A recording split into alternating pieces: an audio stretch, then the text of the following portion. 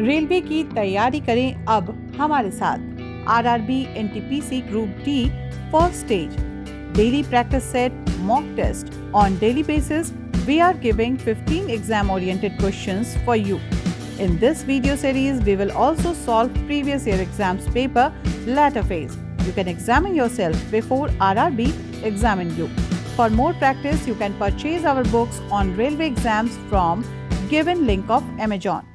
Get selected in railway exams without coaching in first attempt. And now, questions and answers. Question number 1. Kakatiya कहाँ के शासक थे? Option A Gujarat के, B Rajasthan के, सी केरल के, डी आंध्र प्रदेश के। और इसका सही जवाब है ऑप्शन डी। काकतीय आंध्र प्रदेश के शासक थे। तेलंगाना की राजधानी वारंगल थी। यहाँ का शासक काकतीय वंश से संबंधित था। काकतीय वंश के शासक प्रताप रुद्र देव ने विश्व प्रसिद्ध कोहिनूर हीरा अलाउद्दीन के सेनापति मलिक काफूर को दिया था। Question number 2।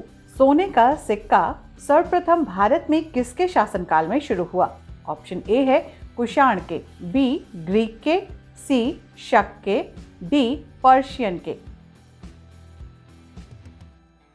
और इसका सही जवाब है ऑप्शन बी।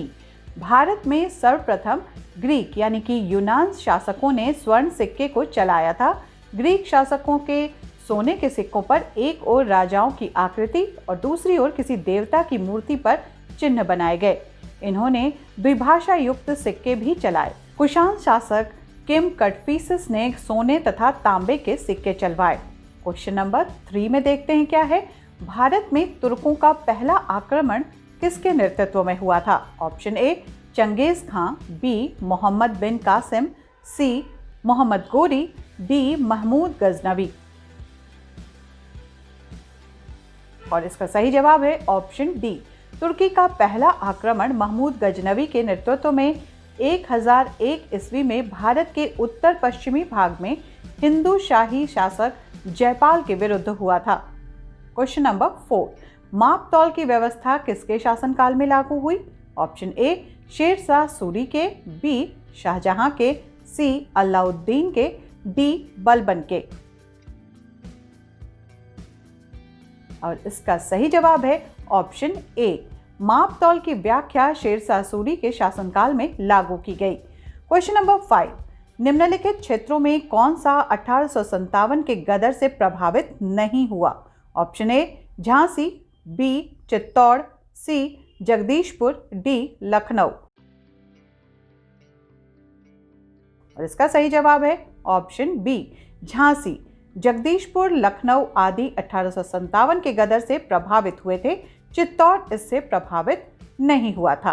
Question number 6। संयुक्ता पाणिग्रही किस भारतीय शास्त्रीय नृत्य की अग्रणी का प्रतीक है?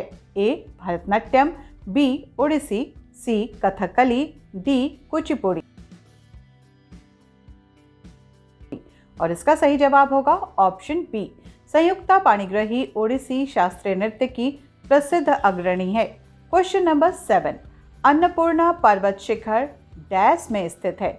ए भारत में, बी नेपाल में, सी चीन में, डी पाकिस्तान में। और इसका सही जवाब होगा option B.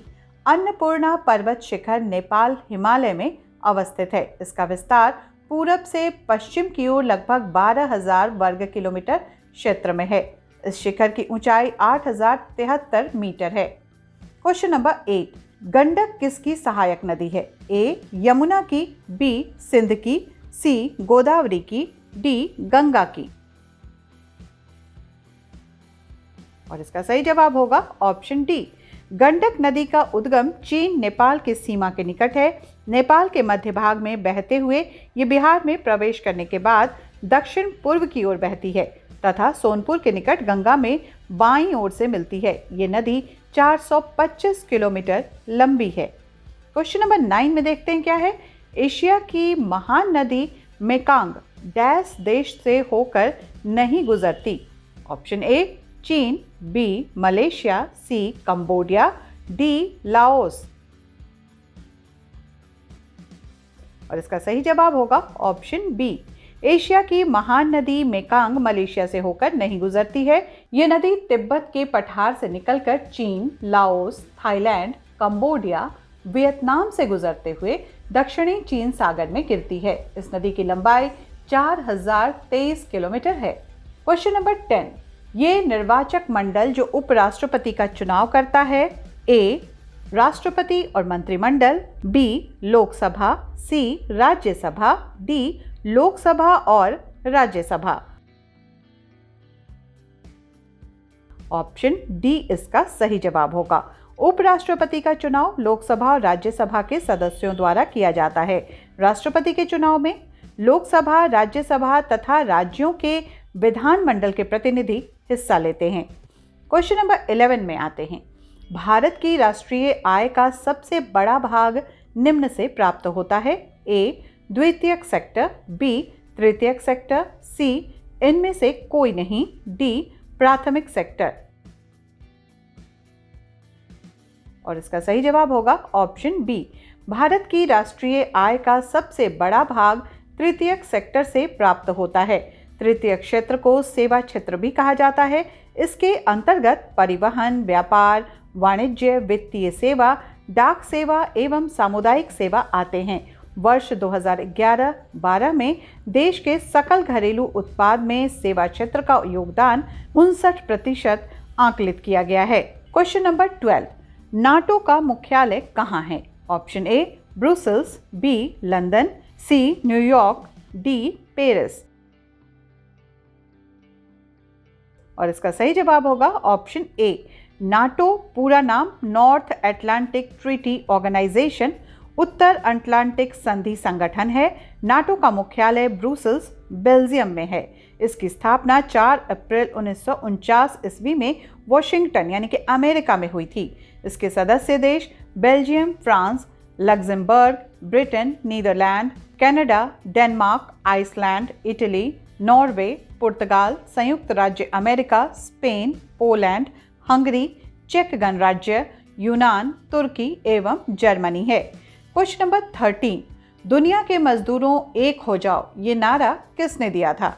A Karl Marx ने, बी बाकुनित ने, सी मेलिन कोका ने, डी जॉर्ज पेकानोव ने। और इसका सही जवाब है ऑप्शन ए। दुनिया के मजदूरों एक हो जाओ का नारा कार्ल मार्क्स ने दिया था। क्वेश्चन नंबर 14, अंतर्राष्ट्रीय हॉकी मैच की अवधि क्या होती है? Option A 90 minute, B 70 minute, C 60 minute, D 80 minute. और इसका सही जवाब है ऑप्शन बी। अंतर्राष्ट्रीय हॉकी मैच की अवधि 70 मिनट है। क्वेश्चन नंबर 15, एक थैले में 5 और 2 के 40 सिक्के रखे हैं।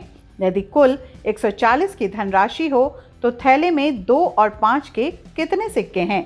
ऑप्शन ए प्रत्येक 20, बी 25 और 15, सी 30 और 10, डी 22 और 18। और इसका सही जवाब होगा ऑप्शन ए।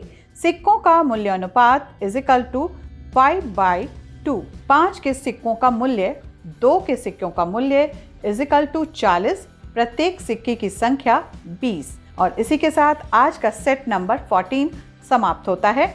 आज के लिए बस इतना ही। धन्यवाद।